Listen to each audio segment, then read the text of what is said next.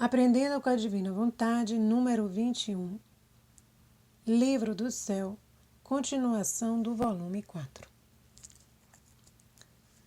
Vem, Divina Vontade, reina nos meus pensamentos, no meu consciente, inconsciente, subconsciente, nos meus lábios, em todo o meu ser, para que eu possa transmitir, Jesus, a tua vontade, através destas palavras. Então, vamos continuando o volume 4 do dia 30 de dezembro de 1902.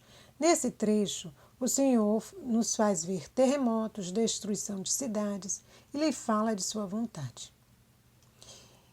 E eu peguei alguns pontos principais. O homem pode rebelar-se quando só é mortificado, mas quando é destruído, cessa a sua rebelião. Agora aqui não se falava de mortificações, mas de destruição. Então o Senhor mostrando que quando o homem é mortificado, ele continua a se rebelar. Mas quando é destruído, cessou a rebelião. E num outro momento ela diz assim: via com clareza que a mais feia afronta que a criatura pode fazer ao Criador, diz Luísa, é opor-se a seu querer santíssimo. Então, é uma afronta maior que a criatura pode fazer, é se opor. Deus nos propõe a sua vontade. Ele não nos força, ele nos propõe. E pede que o homem responda positivamente a esse chamado. Quando nós não respondemos, nós cometemos uma grande afronta a Deus. E nesse mesmo trecho continua: minha filha, muitas vezes eu me contento em escolher as almas, em cercá-las de força divina, de modo que nenhum inimigo possa entrar nela. E aí estabeleço minha perpétua morada. E neste morar, que faço, me abaixo, pode-se dizer, aos mais pequenos serviços, a limpo, lhe extirpo todos os espinhos, lhe destruo tudo que de mal tem produzido a natureza humana, e nela planto tudo que de belo e de bom em mim se encontra. Tanto de formar o mais belo jardim de minhas delícias, do qual me sirvo a meu gosto e segundo as circunstâncias a minha glória e o bem dos outros. Então, para a sua glória e para o bem dos outros. Tanto que se pode ser que já não tem nada do seu, servindo-me só. Então, você sabe o que é preciso para destruir tudo isso? Um ato oposto à minha vontade. E tudo isso você fará se você se opor à minha vontade. Gente, Senhor, misericórdia. Tá vendo? O Senhor vem, faz morada, escolhe as almas, né? Cerca-as de força divina, que nenhum inimigo pode entrar nela. E ele estabelece o quê? Uma perpétua morada. Uma perpétua morada. E ao morar, ele começa a realizar serviços, desde os mais pequenos serviços, de limpar, de extirpar todos os espinhos, de destruir todo o mal que a natureza humana produz. E começa a plantar nela, né, belas coisas. Um belo jardim. Um jardim de delícias para ele, para servir a ele, da forma que ele quer, no momento que ele quer, para a sua glória e para o bem dos outros. E a criatura vai perdendo todo o seu. Então, essa abertura que a criatura vai dando é como se Deus fosse trabalhando. Como não? Deus vai trabalhando nela. Então, a criatura se permite e Deus vai trabalhando. Porque, como nós vimos acima, o quê? Quando a criatura se opõe ao querer divino, ocorre o quê? Uma afronta. Uma grande afronta a Deus. E ele nos alerta. Você sabe o que é necessário para destruir todo este trabalho que eu fiz? É um ato oposto à minha vontade. Um ato. Misericórdia, Jesus. Só um ato, a gente já perde toda esta graça que Deus nos envolve. Então vamos para o outro volume, para um outro trecho, mais precisamente. Jesus ama tanto a Luísa que chega a amá-la quanto se ama a si mesmo, embora às vezes não possa vê-la e lhe seja repugnante. Olha que contradição, quer dizer, Jesus ama tanto Luísa como se amasse a si mesmo, mas em alguns momentos ela, para Jesus, é repugnante. Vamos pegar algumas frases, alguns parágrafos aqui desse trecho, do dia 31 de dezembro. Enquanto dizia isto, o bendito Jesus se moveu em meu interior e com uma luz que me mandava, parecia que me dizia: tu nunca compreendes nada. Este estado é estado de vítima. Quando te ofereceram vítima, por corato, tu aceitaste. Agora, que coisa há de mal em corato? Não há talvez a rebelião para com o Criador por parte da criatura, entre sacerdotes leigos, entre partidos e partidos? E bem, teu estado de rebelião não querido, o temor, tuas penas, é estado expiatório, e este estado de expiação eu o sofri no Getsemane, tanto que cheguei a dizer: se é possível, passar de mim este cálice. Mas não se faça a minha vontade senão a tua. Enquanto que, em todo o curso de minha vida, a tinha desejado tanto, até me sentir consumir. Então, Deus queria esse estado, mas quando chegou aquele estado expiatório, chegou ao ponto de dizer: se é possível passar de mim este cálice, passa, Senhor. Mas não se faça a minha vontade. Sempre faça a tua. É isso que a gente tem que pedir aqui. Hoje mesmo eu estava fazendo uma dinâmica que eu gosto muito de... aprendi, estou fazendo e já sinto os efeitos positivos. De pegar um caderno e começar a escrever frases, trechos bíblicos que vão me motivar a ter durante o dia um ânimo melhor, positivo. Então, tudo eu tenho que fazer e de colocar. E aí eu coloco do lado Fiat, Jesus e Maria. Digo a frase, depois escrevo essa frase várias vezes. Para quê? Para que entre no meu coração, na minha mente e desconstrua todo as sementes negativas do querer humano.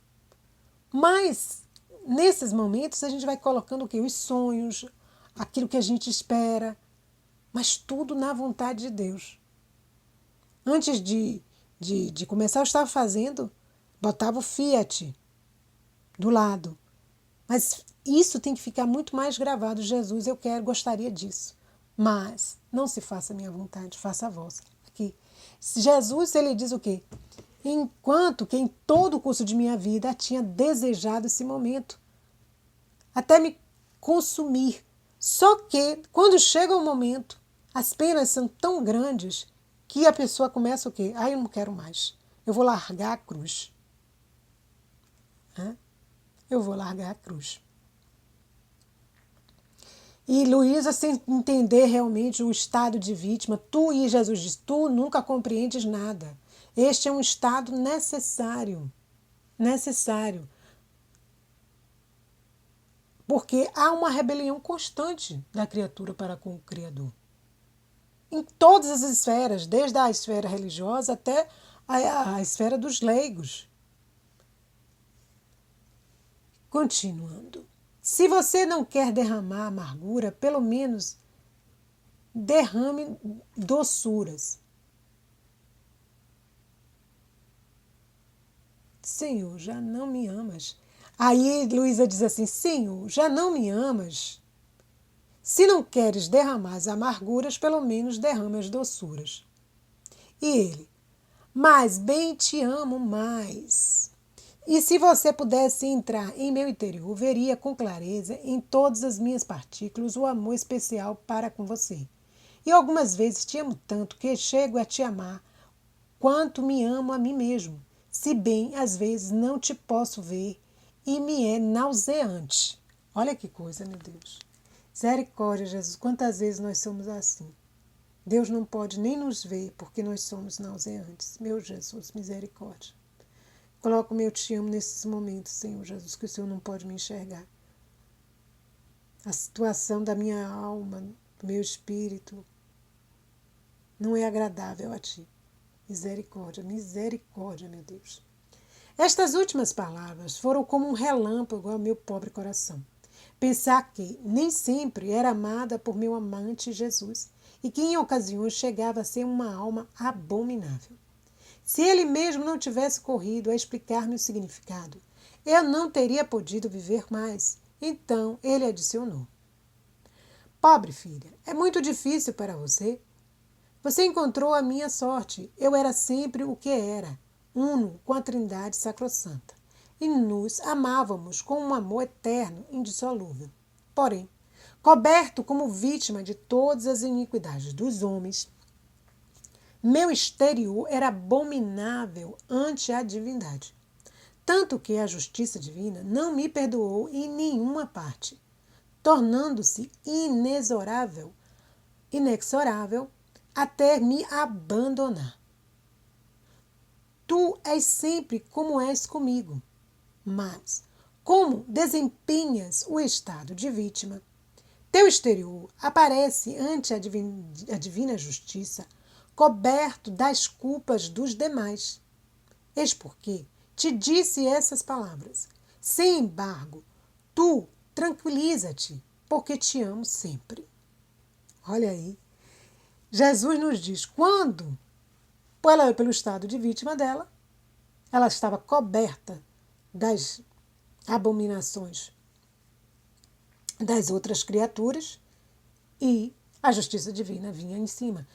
Em Jesus, a justiça divina não poupou nenhuma parte. O corpo de Jesus foi dilacerado. Não parecia mais um ser humano. Então, para você ver que se nós tivermos uma vontade humana, não buscando as coisas do alto, o que vai sobrar? Só vai sobrar a justiça divina sobre nós. Porque a vontade humana ela não sabe realizar nada de bom. Se não estiver unida, fusionada na vontade de Deus, nós somos o quê? Abomináveis. Misericórdia, Jesus. Tem compaixão e misericórdia, né? Em janeiro, no dia 5 de janeiro de 1903, a liberdade é necessária para conhecer o bom, o bem e o mal. O que é bom e o que é mal. Esta manhã me sentia quase livre dos sofrimentos. Eu mesmo não sabia o que fazer.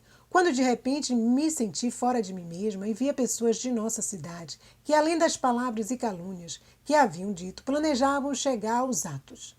Enquanto estava nisto, vi o bendito Jesus e disse: Senhor, demasiada liberdade dás a estes homens infernais. Até agora têm sido palavras de inferno, e agora querem chegar a pôr as mãos sobre os teus ministros. Convido-os e tem compaixão deles, e ao mesmo tempo defende aqueles que te pertencem. Olha aí, Luísa pede que o Senhor os convide, que tenha compaixão destas pessoas que estão praticando, pensando e querendo colocar em prática esses pensamentos maus. E ao mesmo tempo ela pede por aqueles que sofrerão por esses atos maus dessas pessoas. E Jesus diz: filha, é necessária esta liberdade para conhecer o bem e o mal. Mas deve saber que estou cansado do homem, e tão cansado que o compartilho contigo. De modo que quando sentes este cansaço de teu estado de vítima e quase a vontade de querer sair dele, vem-te a mim. Mas advirto-te que estejas atenta e não meter nenhuma vontade humana, porque eu vou buscar a vontade da criatura para me apoiar e punir os rebeldes. Entretanto, provemos, ainda te farei sofrer, e aqueles ficarão sem força, e não poderão fazer nada do que querem. Olha que este ensinamento aqui. A liberdade é necessária. Por quê? Porque o homem tem que conhecer o bem e o mal, para que ele valorize o bem. Mas deve saber que estou cansado do homem. Deus também está. Olha, ele diz: estou cansado, e por estar cansado eu compartilho com as almas vítimas, contigo. E quando você se sente cansado desse estado de vítima, você deve fazer o quê? Vim a mim, vim a mim. Deus diz assim: vim a mim. Mas há uma advertência. Não coloque nenhuma vontade. Porque eu vou buscar a vontade da criatura para me apoiar e punir os rebeldes. Então, ela tem que se colocar em Deus e não coloque restrições, não coloque seus desejos, não coloque vontade, sua vontade. Não meta sua vontade ali. Ou seja, não me diga o que devo fazer. Sou eu que vou buscar a vontade da criatura para me apoiar e punir os rebeldes. E quando Deus faz isso, olhe que estas pessoas que queriam fazer o mal, elas perdem a força e não fazem o que estavam planejando. No trecho do dia 7 de janeiro, Luísa pede a Jesus que lhe esclareça o seu estado. E ele esclarece. Continuando o meu habitual estado, eu estava pensando, será possível, pode ser verdade, que por poucos sofrimentos meus, o Senhor suspenda os castigos, que debilite as forças humanas para que não façam revoluções e para não formar leis iníquas? E além disso, quem sou eu para merecer com poucos sofrimentos tudo isso? Enquanto isso pensava, veio o bendito Jesus e me disse, minha filha, nem tu, nem quem te dirige compreenderam teu estado. Tu, no estado de sofrimentos, desapareces de todo. E eu só, não misticamente, senão em carne viva, reproduzo meus mesmos sofrimentos que sofri na minha humanidade. E não foram talvez os meus sofrimentos que enfraqueceram os demônios, iluminaram as mentes cegas, em uma palavra, os que formaram a redenção do homem? E se o puderam fazer, então, na minha humanidade, não poderão fazer agora na tua? Se um rei fosse habitar em um pequeno barraco, e dali dispensasse graças, ajuda, moedas, continuaria seu ofício de rei. Se alguém não acreditasse, se diria que é tolo, pois, se é rei, pode fazer o bem tanto no palácio real como no pequeno barraco. E mais, admira-se mais sua bondade, porque, sendo rei, não desdenha habitar em pequenas pocilgas e viçosas cabanas. Assim é a sua situação. Então, Deus habita em nós. E habitava em Luísa, não de uma forma mística, mas senão em carne viva. Reproduzo meus sofrimentos no sofrimento que ele sofreu na sua humanidade. Ele reproduz. Então, é uma reprodução. Então, quando nós fusionamos nossa humanidade na humanidade de Cristo, nós estamos o quê? Pedindo a vida de Cristo em nós. E tendo a vida de Cristo em nós, os méritos dos sofrimentos de Jesus, nós vamos tê-los. E que vão em quê? Vão também fazer as obras que Jesus fez, então, e ainda maiores. E Jesus diz assim, pelo fato de eu habitar numa cabana, eu vou continuar sendo rei. Se eu habito num palácio, eu vou continuar sendo rei. Não é isso que vai tirar a sua natureza de rei. Né? O seu título. Não. Eu compreendia com clareza tudo isto e disse, meu Senhor, tudo está bem como dizes. Toda a dificuldade do meu estado está na vinda do sacerdote. E ele, minha filha, Ainda que um rei habitasse em pequenas pocilgas, pelas circunstâncias, pelas necessidades, pela condição de rei, é conveniente que seus ministros não o deixem sozinho, mas que lhe façam companhia, servindo-o e obedecendo no que ele quer. Então, esse estado dela, que tinha que vir um sacerdote para tirar do estado de petrificação que ela ficava, a incomodava demais. E Jesus disse, mas olha, eu habito em ti, eu preciso dos meus ministros. Um rei não pode ficar sem os ministros, é necessário. No trecho do dia 9 de janeiro, tudo está escrito no coração de quem crê, espera e ama. Esta manhã me sentia toda oprimida, pois tinha vindo um monsenhor a me visitar, porque dizia que não era certo que fosse Jesus quem operava em mim. E ao ouvir o bendito Jesus me disse, minha filha, para compreender bem a um sujeito se necessita crer, porque sem isto tudo é escuridão no intelecto humano. Enquanto que só o crer acende na mente uma luz, e por meio desta luz descobre com clareza a verdade e a falsidade, quando opera a graça e quando a natureza e quando o diabólico. Olha, o Evangelho é conhecido por todos, mas quem compreende o significado das minhas palavras, as verdades que ele contém? Quem as conserva em seu próprio coração e faz delas um tesouro para comprar o reino eterno, ou seja, quem crê. E todos os outros não só não compreendem nada, mas servem-se delas para zombar e zombar das coisas mais santas. Portanto, pode-se dizer que tudo está escrito nos corações de quem crê, espera e ama. E para todos os outros, nada está escrito para eles. Assim é de você. Quem crê um pouco, vê as coisas com clareza e encontra a verdade.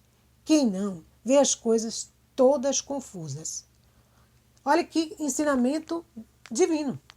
Então Deus está dizendo o quê? A Luísa, não se agonie, Luísa, porque para compreender bem a uma determinada coisa é preciso crer. Se a gente não crê, a gente pode até estar, nós estamos diante dos evangelhos, né, de Jesus Cristo, escrito pelos seus apóstolos, seus discípulos, e não compreender nada. Não compreender absolutamente nada. Por quê? Porque não tem o principal, o crer. Para que a luz ilumine as trevas e se passa a compreender, se encontrar a verdade. Para aqueles que não têm fé em Deus, não acreditam, vão ver, vão ler, vão achar bonito, vão zombar muitas vezes, como ele está dizendo, das coisas santas, e não vão compreender absolutamente nada. 10 de janeiro. As palavras que mais confortam a doce mãe. Vamos ver as palavras? Esta manhã, depois de ter esperado muito, veio a rainha mãe com o menino nos braços e deu-me, dizendo-me que eu o tivesse cortejado com atos contínuos de amor. Ela deu o menino Jesus e disse, minha filha, encha-o de amor, corteje-o. Amada minha, as palavras mais agradáveis e que mais consolam a minha mãe são o Dominus Tecum, porque não apenas foram pronunciadas pelo arcanjo, sentiu comunicar-se nela todo o ser divino. E por isso se sentia investida do poder divino, de modo que o seu, diante do poder divino, se perdeu. E minha mãe ficou com o poder divino em suas mãos. Vendo? O poder de Deus tem que nos invadir de modo que o nosso se perca. A vontade humana é um poder.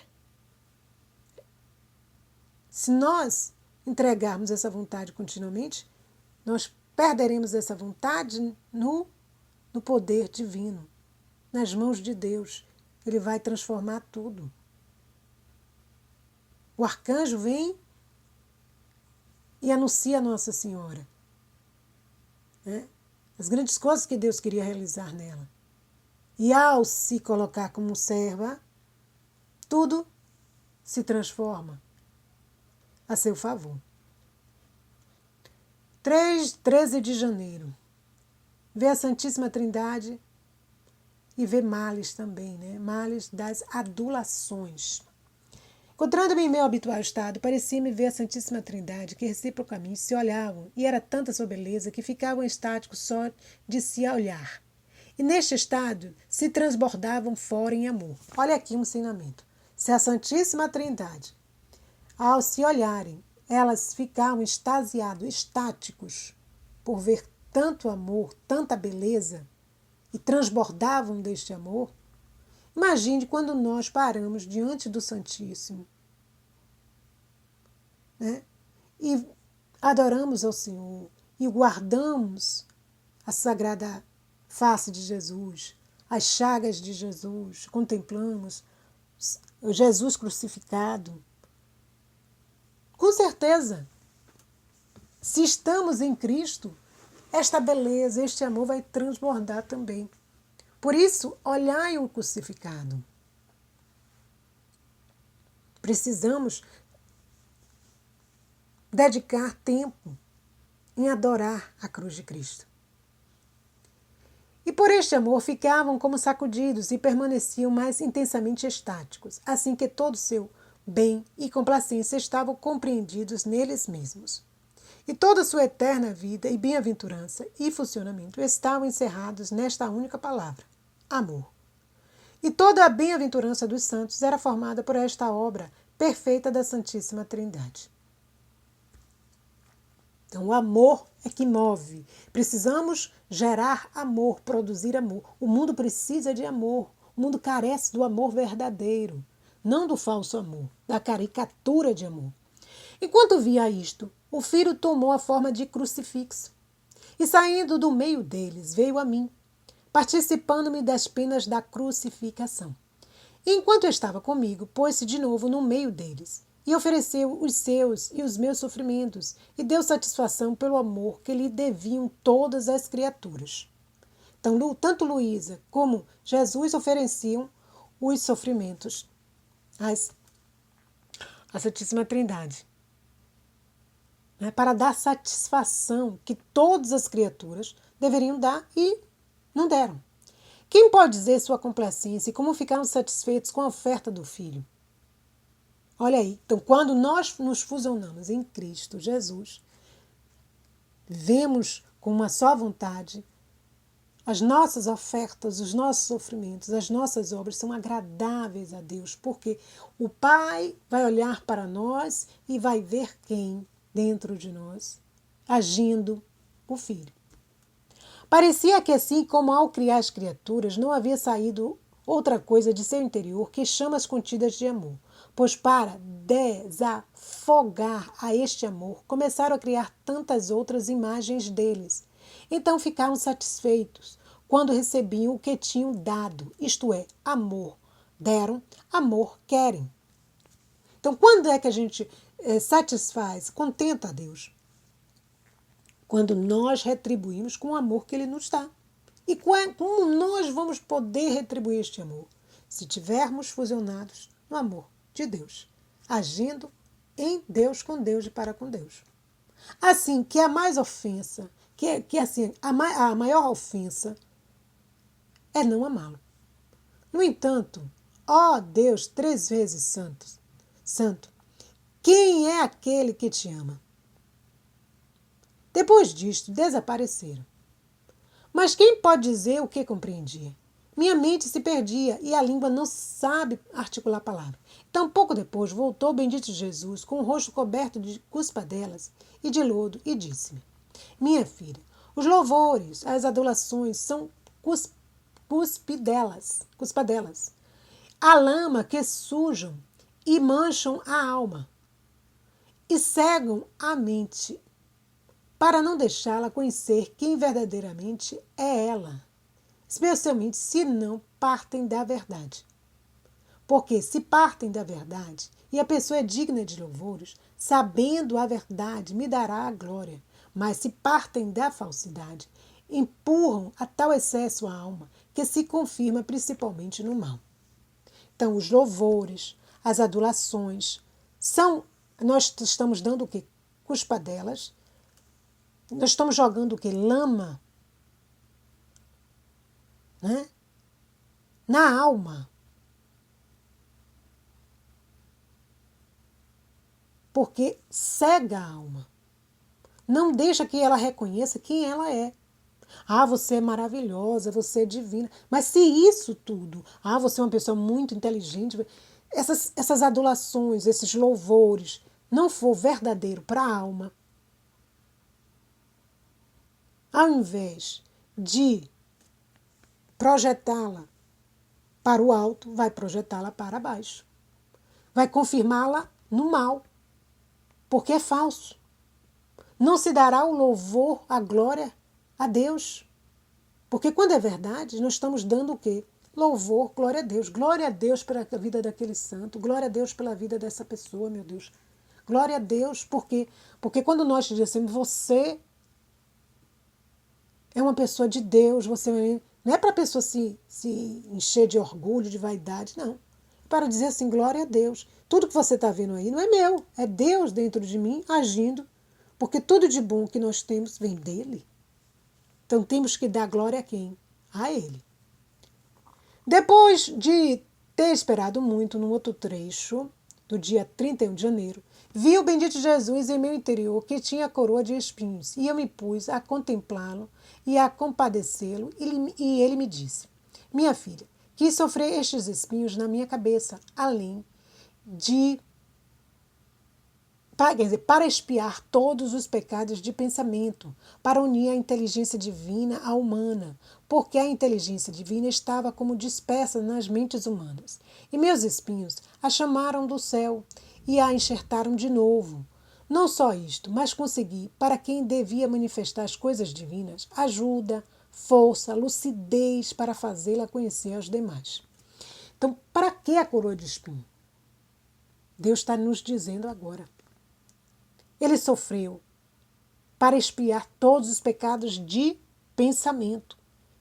Peçamos agora, Jesus, fusiona teu pensamento no meu. Pega os méritos dos teus santos pensamentos, Jesus, eu te ofereço, eu pego agora, te ofereço, por mim e por todos, e te peço misericórdia, Jesus. Eu quero consolar o teu coração. Cada pensamento seu seja um te amo para ti.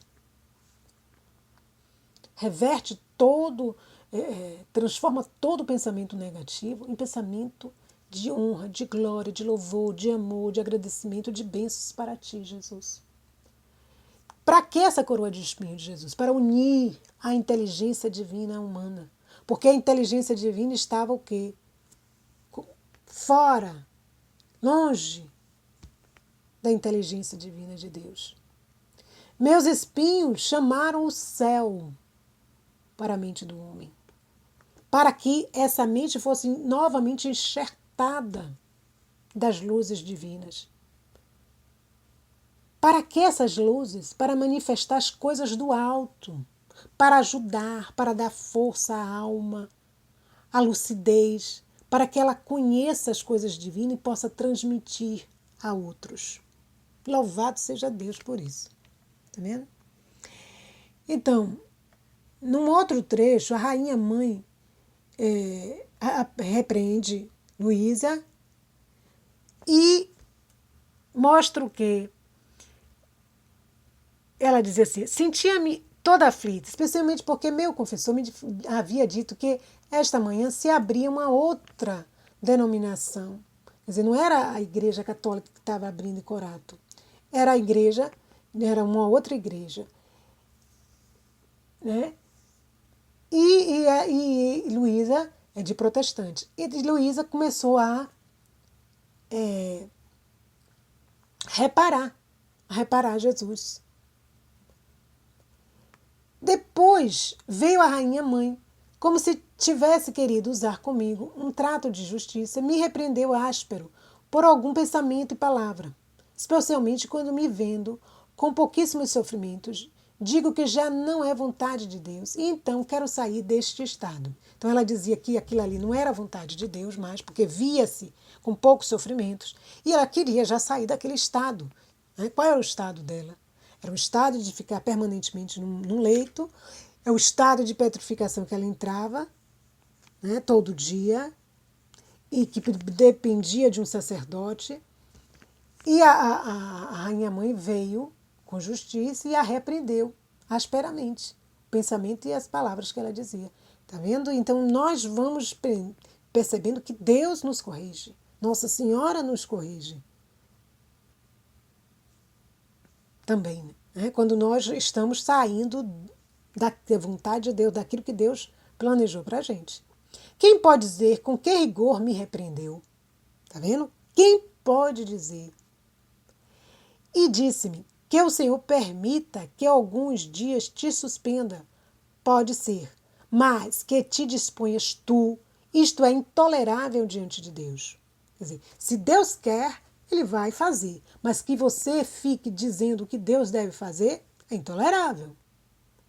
Vindo tu quase a ditar leis do modo como te quer ter. Tá vendo? Quando nós dizemos, Senhor, eu não quero isso para minha vida, eu quero isso, isso e isso. Mas Deus está apontando outro caminho para você. E a gente está se revoltando, se rebelando. Vem Nossa Senhora e diz, isso é intolerável. Quem é você para dizer o que meu filho deve fazer?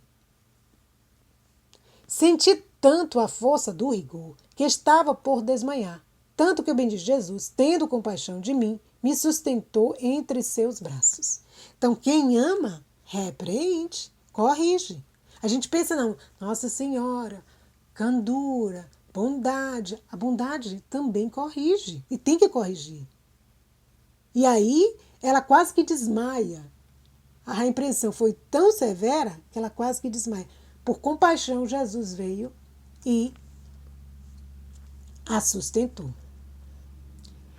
No trecho do dia 9 de fevereiro, eu peguei umas duas frases interessantes. Minha filha, quem me ama, fixa-me de frente ao centro divino. Mas quem se resigna e faz em tudo a vontade divina, possui em si mesmo o centro da divindade. Então, quem ama a Deus, fixa, quer dizer, vê o centro divino. Mas quem se resigna e faz em tudo a vontade divina, possui em si mesmo o centro. Ele possui, não vê só o centro.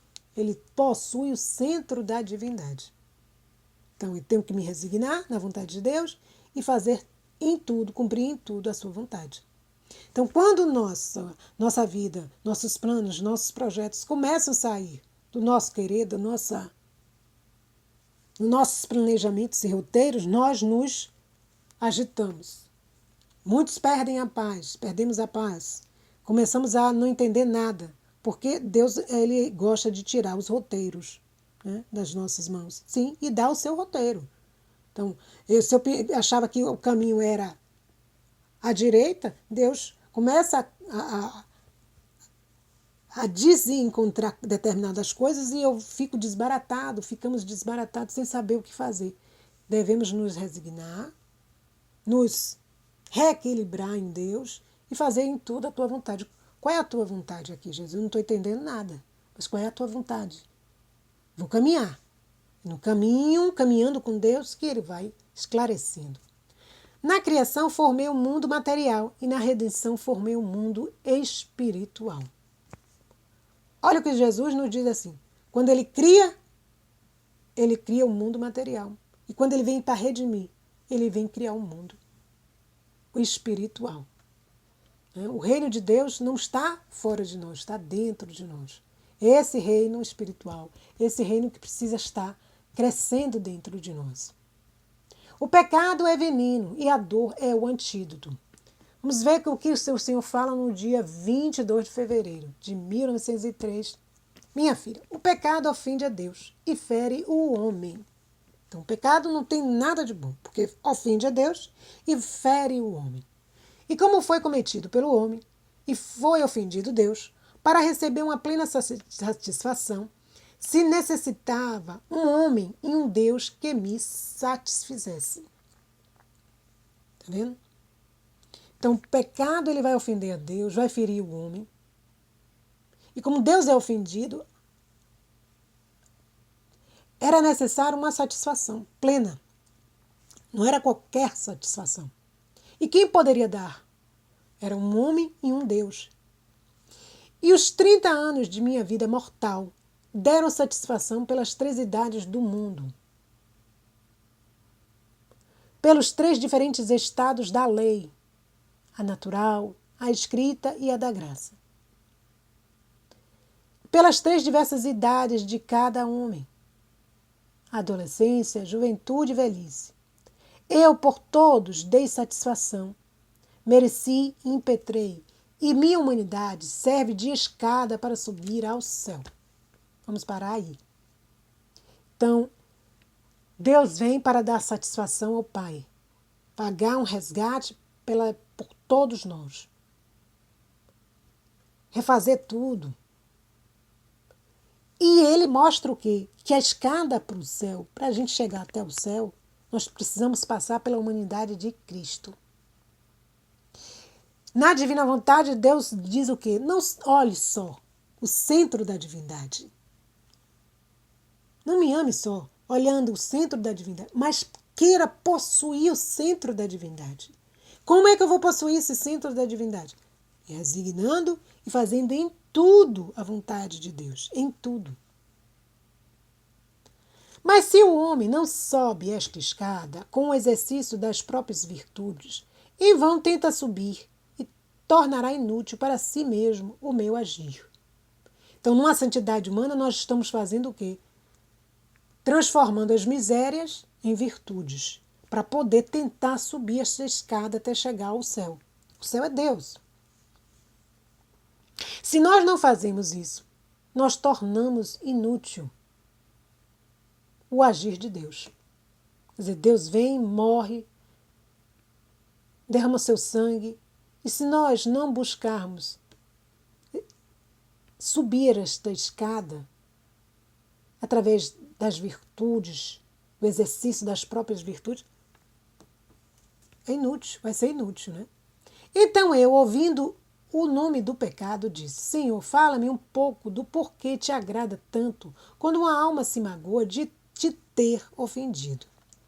E ele: o pecado é um veneno que envenena toda a alma e a torna tão deformada que chega a fazer desaparecer nela a minha imagem, e a dor destrói este veneno e lhe restitui minha imagem. A verdadeira dor é um antídoto, e à medida que a dor destrói o veneno, faz um vazio na alma.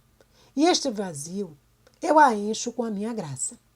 Esta é a causa de meu agrado, porque vejo ressuscitada por meio da dor a obra de minha redenção.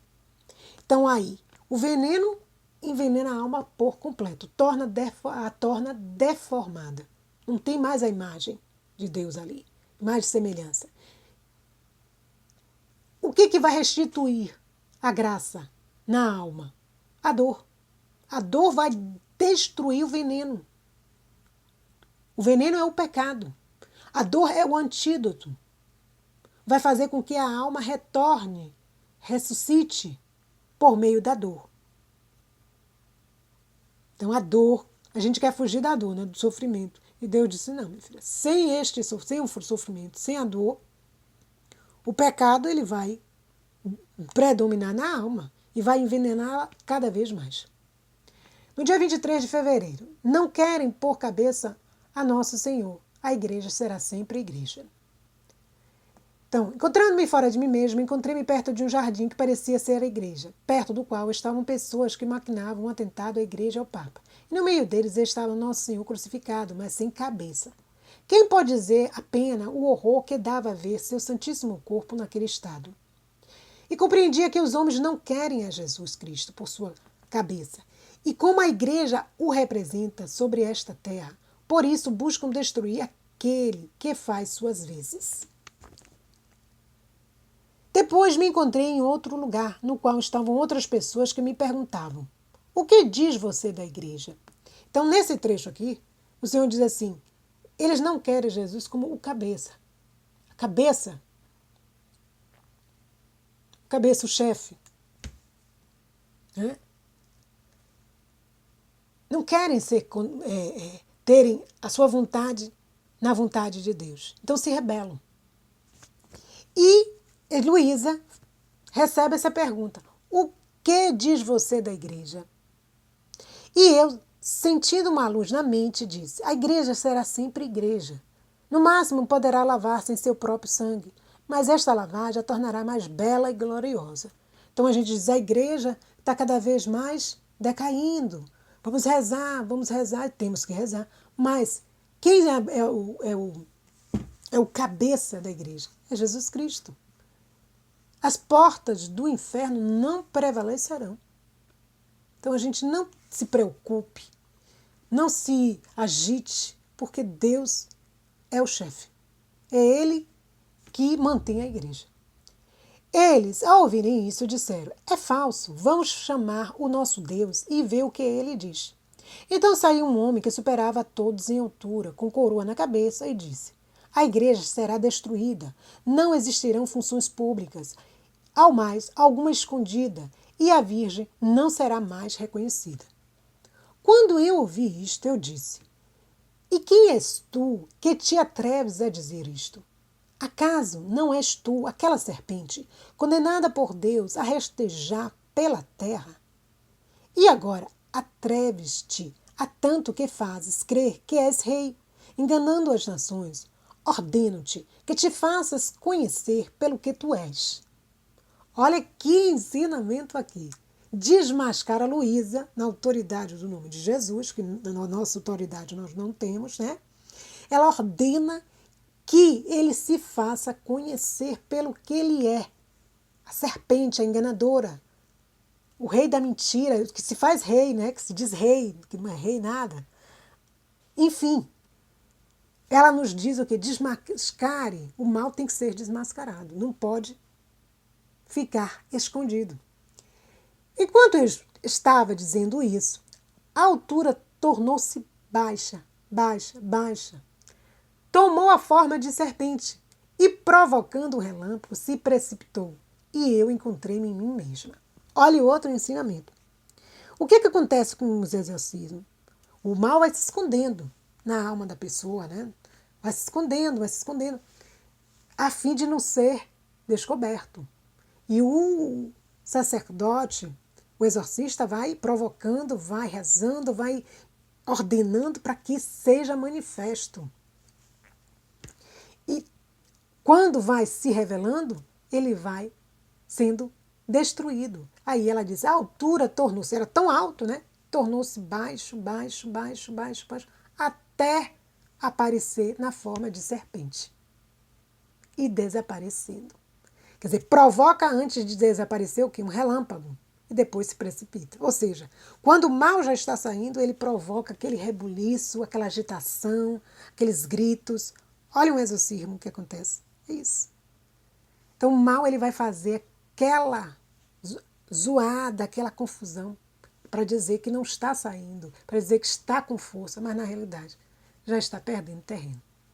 Jesus faz-se ver levando um maço de cruzes nos braços e diz-lhe que são as cruzes do desapontamento, que tem prontas para cada um.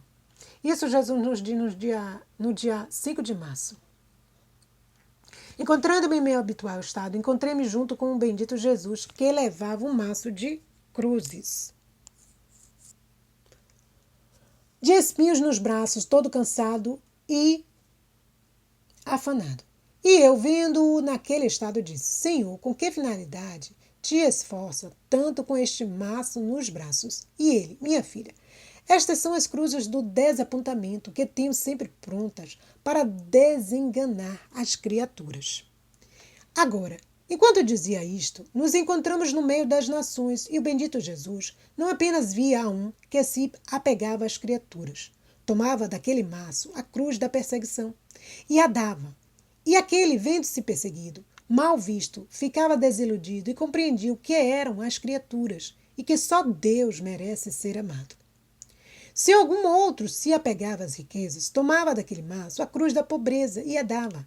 E aquele, vendo-se esfumadas as riquezas, empobrecido, compreendia que tudo é fumaça aqui embaixo e que verdadeiras riquezas são as eternas e, portanto, a tudo que é eterno apegava seu coração.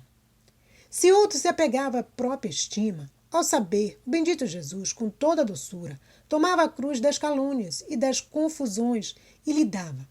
E aquele confundido, caluniado, tirava-se como uma máscara e compreendia o seu nada, seu ser e todo o seu interior o ordenava em ordem só a Deus e não mais a si mesmo.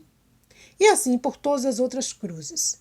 Depois disso, meu amado de Jesus me disse: Você viu a causa pela qual tenho este maço de cruzes nos braços? O amor às criaturas obriga-me a tê-lo, estando em contínua atitude para com elas, sendo a cruz o desapontamento primário e o primeiro que julga o agir das criaturas.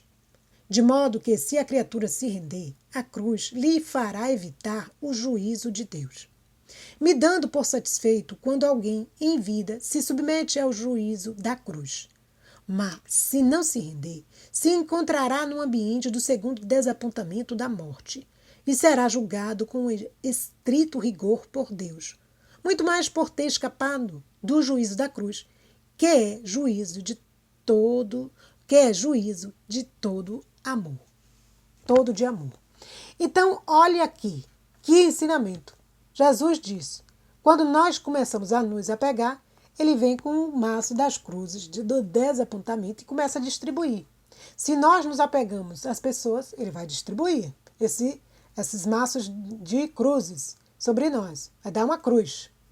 A cruz do quê? Da perseguição, das calúnias, das difamações, e a pessoa fica desiludida com a criatura.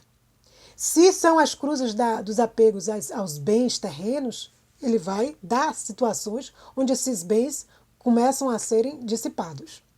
Se a gente se apega às cruzes, né, a estima, a vanglória, ele vai dar cruzes de calúnias, de confusões. Para quê? Para que a alma reconheça que só Deus deve ser amado. Amar a Deus sobre todas as coisas, primeiro mandamento. E aí ele vem, se a alma se resigna, se conforma com o juízo da cruz, ela o quê? Ela vai ganhar. Por quê? Porque ela não vai passar pelo juízo de Deus, que é muito mais rigoroso. Então, se a alma se resigna, ela passa pelo desapontamento primário que a cruz causa, e este desapontamento primário, ele julga o agir das criaturas. Então, se a criatura aceita, ganha. Se não aceita, ela escapou do juízo da cruz, mas cai no juízo de Deus, que é muito mais rigoroso.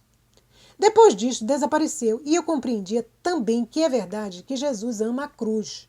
Mas muitas vezes o próprio homem cita. Olha aqui. Não é sempre que Deus quer nos mandar cruzes. Não, mas o próprio homem, com a vida desregrada, com a vida de pecado, incita Deus a mandar as cruzes.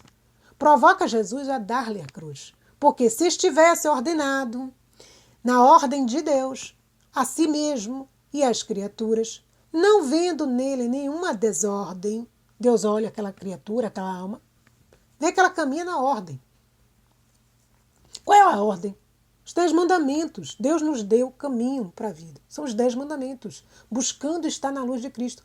O Senhor as guardaria e daria paz. Então, se essas almas, elas estivessem atentas, vigiando e orando, Deus praticamente não mandaria cruzes. Por quê? Porque as guardaria na paz. Quando as cruzes elas vêm, é porque Deus precisa ordenar aquela criatura que está em desordem. Misericórdia, né? Jesus diz a Luísa, já no final, para concluir aqui o capítulo 4 do Livro do Céu, e já num outro momento entrarmos no capítulo 5, o 5º capítulo deste volume. Ele diz, queres saber como as criaturas me querem? E eu certamente te amarão, sendo tu o ser mais amável. Quem terá a audácia de não te amar, Jesus? E ele, vamos e depois verás o que farão. Fomos embora, e quando chegamos a um ponto onde havia muita gente, tirou sua cabeça de dentro de mim e disse aquelas palavras que disse Pilatos quando o mostrou ao povo. Eis o homem. E compreendia que aquelas palavras significavam que queriam que o Senhor reinasse como seu rei e tivesse o domínio em seus corações, nas mentes, nas obras. E aqueles responderam, tira-o, não o queremos, mas ao contrário, leva-o, a fim de que seja destruída toda a sua memória. Quantas vezes essas cenas se repetem? Então o Senhor disse a todos: Eis o homem. Ao dizer isto, aconteceu um murmúrio, uma confusão que dizia: Não o quero por meu rei. Quero a riqueza, outro o prazer, outro a honra, quem as dignidades e outros tantas outras coisas mais. Com horror, eu escutava estas vozes e o Senhor me disse: Você entendeu como ninguém me quer, mas isso é nada. Vamos nos dirigir à classe religiosa e ver se eles me querem. Então me encontrei no meio de sacerdotes, bispos, religiosos, consagrados. E Jesus, com voz sonora, repetiu: Eis o homem. E aqueles diziam: Queremos, mas queremos também nossa conveniência. Outros: Nós o amamos, mas junto com o interesse.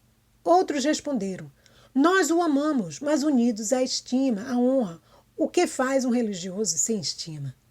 Eles diziam: Nós o amamos, mas junto com alguma satisfação de criatura. Como podemos viver sozinhos e sem que ninguém nos satisfaça?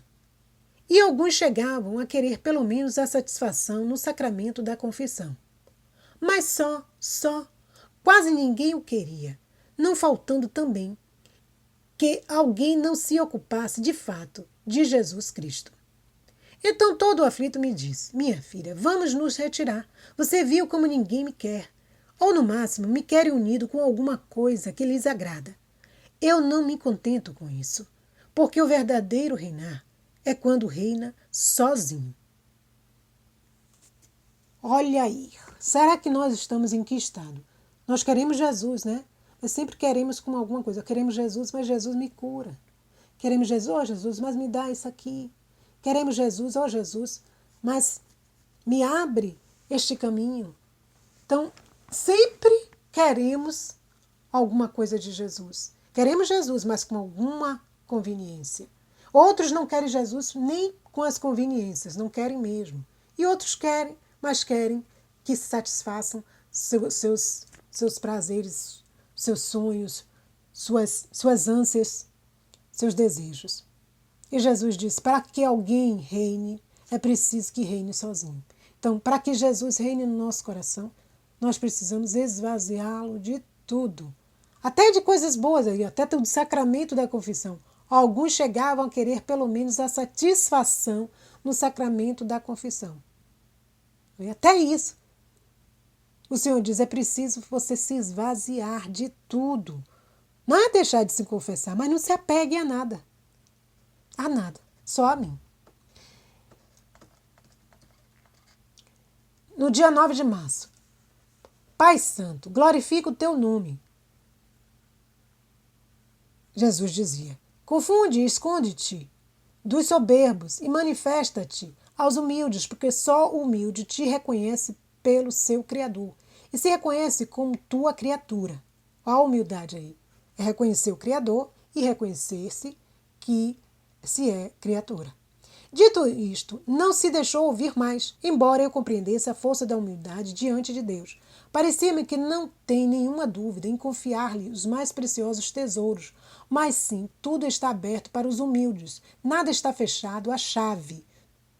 Olha, para os humildes tudo está aberto, os tesouros, preciosos tesouros celestiais estão abertos. Todo o contrário para os soberbos, mas parece que lhes punha um laço nos pés para os confundir a cada passo. Pouco depois, fez-se ver outra vez e me disse: minha filha, se um corpo está vivo, se esconde pelo calor, se reconhece pelo calor interno contínuo, porque se pode dar que, mediante algum calor externo, se possa aquecer, mas não vindo da verdadeira vida, logo volta a esfriar-se. Assim a alma. Pode-se conhecer se está viva a graça, se sua vida interna está viva no operar, no agir. Em amar-me, se sente a força de minha mesma vida na sua. Se em troca é por qualquer causa aparente que se aquece, faz algum bem e depois se esfria, regressa aos vícios, comete as habituais fraquezas. Há uma grande certeza de que está morta a graça, ou bem, está nos últimos extremos da vida. Assim, se pode saber se verdadeiramente sou eu quem voa a alma, se sente minha graça em seu interior e todo seu bem se funda em meu interior, se em troca tudo é externo e nada adverte em seu interior de bem, pode ser obra do demônio. Então aqui, para se saber se o corpo está vivo, é pelo calor que ele emana, um calor contínuo. Se esse corpo é reanimado por um calor externo que o aquece ali provisoriamente, logo depois ele volta a se esfriar. Então é a alma. Isso aí mostra o quê? Se a alma está na graça ou fora da graça. A alma na graça é um corpo vivo. É um corpo vivo, que emana calor. A alma fora da graça, que está com a graça já em declínio ou inexistente, é um corpo que faz aquele bem, depois esfria novamente, aquece, esfria. Ela está mais para os últimos momentos de vida da graça do que para a graça em si, reinando dela. Assim se pode saber se verdadeiramente é Deus agindo ali, vivendo na alma ou não. Essa oscilação ali mostra o quê? Que o corpo está debilitado e que pode ser obra ali. Não é da graça, mas do próprio demônio. Né? Então temos que ter esta consciência. Então, dito isto, desapareceu, mas pouco depois voltou e acrescentou: minha filha, que terrível pode ser para as almas que foram muito fecundadas pela minha graça e não retribuíram. E aí faz menção, Jesus, à nação predileta dele, que ele escolheu, que foi fecundada por sua graça, mas que não retribuiu. E enquanto que outras nações que não foram tão fecundadas retribuíram ao amor de Deus. E ele diz assim: a não correspondência à graça cega a alma e a faz errar e a dispõe à obstinação, mesmo diante de qualquer milagre. Que perigoso isso, né? Quando nós não valorizamos a graça que Deus nos deu, perde-se a luz dos olhos, da alma, né? Começa-se a caminhar pelo erro e se obstina, a alma fica obstinada no erro, na teimosia, na cegueira. E mesmo fazendo milagres diante dela, ela não é capaz de ver. E finalizando, esse trecho é do dia 12 de março. Lamento, Jesus fala de sua vida e da Eucaristia. Doce vida minha, como me deixaste sozinha quando tu me puseste neste estado, tudo foi união. E tudo que combinamos juntos, com doce força me atraíste toda a ti. Ó, como se mudou a cena, não só me abandonaste, não me fazes nenhuma força para ter-me naquele estado, senão que estou obrigada a fazer-te uma contínua força para não sair deste estado, e este forçar-te é para mim um contínuo morrer. E ele me disse: minha filha, o mesmo aconteceu quando no consistório da Sacro-Santa Trindade decretou o mistério da encarnação para salvar o gênero humano. Eu, unido com sua vontade, aceitei e me ofereci vítima pelo homem. Tudo foi união entre as três divinas pessoas e tudo foi planejado juntos. Mas quando me pus a operar, chegou um momento, especialmente quando me encontrei no ambiente das penas, dos opróbios, carregado de todas as maldades das criaturas, que fiquei só e abandonado por todos, até por meu amado Pai. E não só isto, senão que assim, carregado de todas as penas como estava, devia forçar o Onipotente a aceitar e que me fizesse continuar meu sacrifício pela salvação de todo o gênero humano, presente, passado e futuro. E isso eu consegui. O sacrifício ainda dura, o esforço é contínuo, embora esforço todo de amor. E você quer saber onde e como? No sacramento da Eucaristia. Nele, o sacrifício é contínuo, perpétuo. É a força que faça ao Pai para que use misericórdia com as criaturas e com as almas para obter o seu amor. Encontro-me em contínuo contrastes de morrer continuamente, embora todas as mortes de amor. Então, não estás contente por eu te fazer participar nos períodos da minha própria vida? Olha aí, Deus se força. Luísa tem que se forçar a permanecer naquele estado. Jesus ensina que ele também se forçou a estar naquele estado. Primeiro se sentiu unido à Santíssima Trindade. Fizeram tudo juntos. Houve um momento que ele ficou só por todos, abandonado por todas as criaturas e pelo próprio Pai. Carregado de todas as penas. E ele força o Onipotente a aceitar e continuar a este sacrifício de salvação pelo gênero humano. Ele disse contínuo, e é contínuo esse sacrifício. E onde é que ele dura? E onde ele continua? No sacramento da Eucaristia. Deus cria o sacramento da Eucaristia para ficar perpetuamente conosco, com suas criaturas. Um sacrifício perpétuo, contínuo, na Santa Eucaristia. E para quê? Para que o Pai use de misericórdia para conosco e para que nós obtenhamos o quê? O seu amor. Então, ele há essa contínua morte, mas é uma morte de quê? Mortes de amor. E no dia 18 de março, esta manhã, tendo me perguntado, o confessor se sentiu desejo de sofrer, eu lhe respondi. Sim, mas me sentia mais tranquila, gozava mais paz e contente. Estava contente quando não queria outra coisa senão o que quer Deus.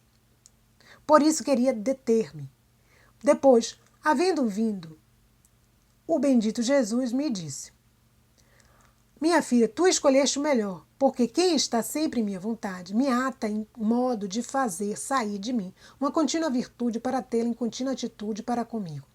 Tanto que ela forma o meu alimento e eu o dela. Ao contrário, ainda que a alma fizesse coisas grandes, santas e boas, como não é virtude que tenha saído de mim, não poderá ser para mim alimento saboroso, porque não as reconheço como obras de minha vontade. Então peçamos a Deus neste trecho aqui, que Ele nos dê a tranquilidade, a paz, o contentamento que Luísa estava experimentando. Por quê? Porque sabia que estava fazendo a vontade de Deus. Sabia que estava vivendo na vontade de Deus. E isso era alimento para Deus. Tanto ela formava o alimento de Deus como Deus o dela. Então, um se alimentando do outro. Então, quando nós estamos fora da vontade de Deus, mesmo fazendo grandes coisas, não é um alimento saboroso, saudável, agradável a Deus, porque está fora de suas obras, da sua vontade. Que Deus nos ajude, através destes ensinamentos de hoje, a fazer sempre a sua vontade. Fiat, Jesus e Maria.